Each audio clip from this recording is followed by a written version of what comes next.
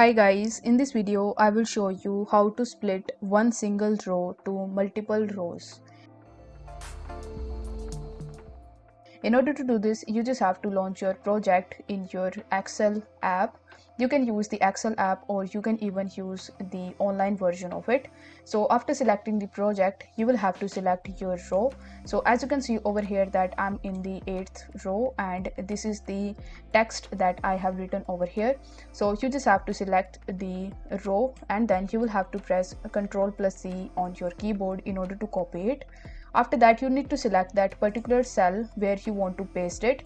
So in order to paste it, you can either press the Ctrl+V, or instead of pressing the Ctrl+V, you will have to right click on this cell, and here you are going to see a bunch of different paste options. Now among these options, you will have to select the one which is saying transpose. Now the icon of it is this double arrows, so you will have to make sure that you are using transpose. So you will have to select the paste option which is a transpose, and as you can see over here that now it is in the multiple rows. So if the video was helpful, then don't forget to like the video and subscribe to the channel.